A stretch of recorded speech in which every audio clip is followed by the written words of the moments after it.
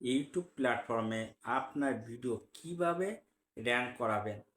প্ল্যাটফর্মে আপনার video rank করতে হলে অবশ্যই আপনাকেই নিজেকে পরিবর্তন করতে হবে। তা আপনি নিজেকে কিভাবে পরিবর্তন করে আপনার চ্যানেলটা র্যাঙ্ক করাবেন। র্যাঙ্ক করাতে হলে প্রথম যে পয়েন্টটা বলবো সেটা হচ্ছে থাম্বনেল। দেখেন ভাই, আমরা যদি আমাদের চ্যানেলের থাম্বনেলটা সুন্দরভাবে বা সুন্দর আকর্ষণীয়ভাবে তৈরি করতে পারি, তাহলে আমাদের ভিডিওটা বা আমাদের ভিডিও যে ক্লিক রেট আছে ওখানে বেশি দেখবে সবাই। আমাদের ভিডিওর ভিতর কি আছে না আছে সেটা কলম ইউটিউবও বোঝে না বা দর্শক কলম বোঝে না। বোঝে কি দর্শক আর ইউটিউব আর দর্শক যে আসুক না কেন প্রথমে আমাদেরকে দেখে থাম্বনেল।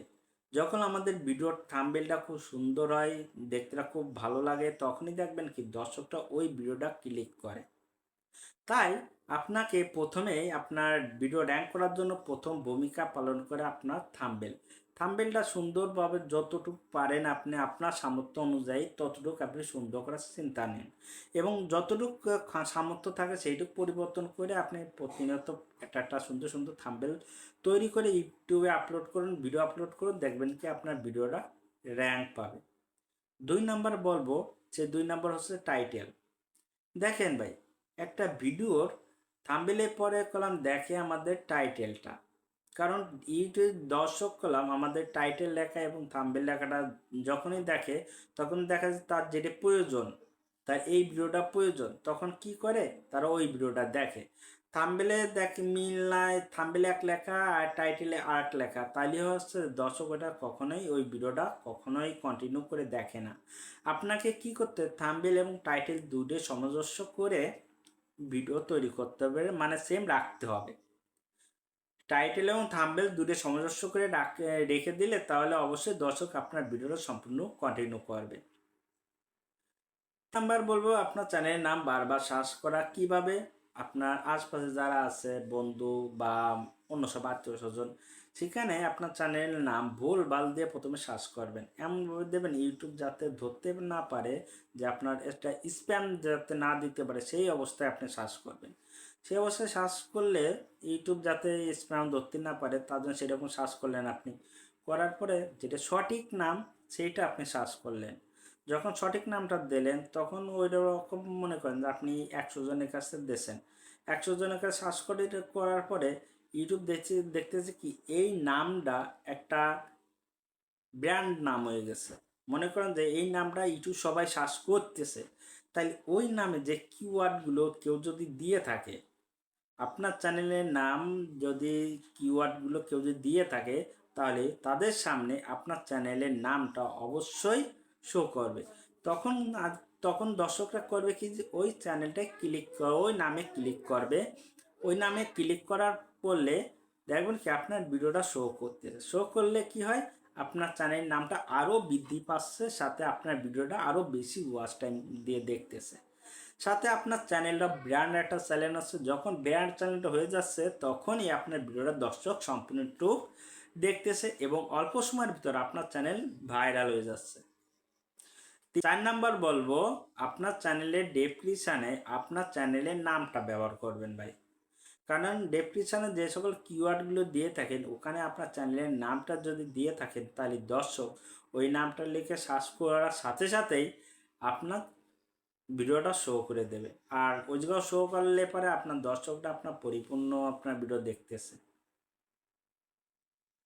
5 নাম্বার বল ব্যাগে আপনার যে ভিডিওর যে নামটা আছে বা আপনার ভিডিওর আপনার চ্যানেলের যে নামটা আছে সেই নামটা আপনি ট্যাগে দিয়ে দিলে আপনার কোনো কাজ করা লাগবে না, ওখানে দিলে হয়ে যাচ্ছে। আপনার ওখানে দিলে দর্শক যখন সার্চ করে তখন আপনার পেয়ে যাচ্ছেন, ওখানে দিয়ে দিলে আপনার।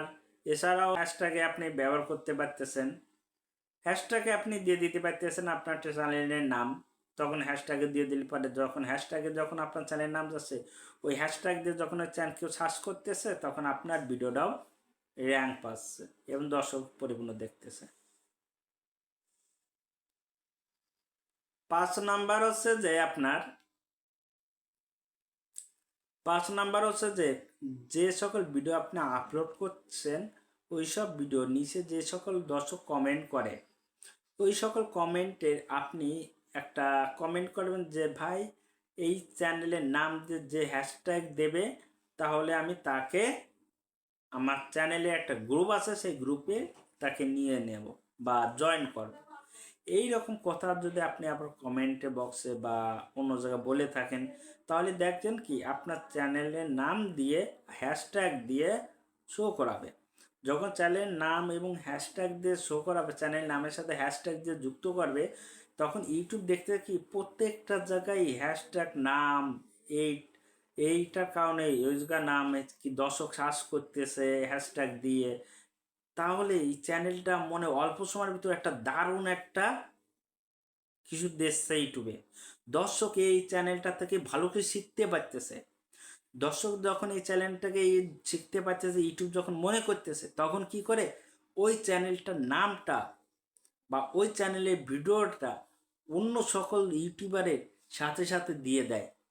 ভিডিও আপলোড করার সাথে সাথে মিলিয়ন লোকের কাছে পাঠিয়ে দেয়। আর মিলিয়ন লোকের কাছে যখন পাঠিয়ে দেয়, আপনার কমের পার দেয় 10,000 বা 2,000 লোক তো দেখে। আর একটা ভিডিও যদি আপনার 10,000 বা 5,000 লোক যদি বা 2,000 লোক দেখে, তাহলে ওই ভিডিওটার ভিউজ তো অটোমেটিক আসতেছে। আর ওখান থেকে আপনার অনেক সাবস্ক্রাইব কাউন্ট করতে পারতেছেন, অনেক ভিউজও কাউন্ট করতে পারতেছেন, ওয়াচ টাইমও কাউন্ট করতে পারতেছেন।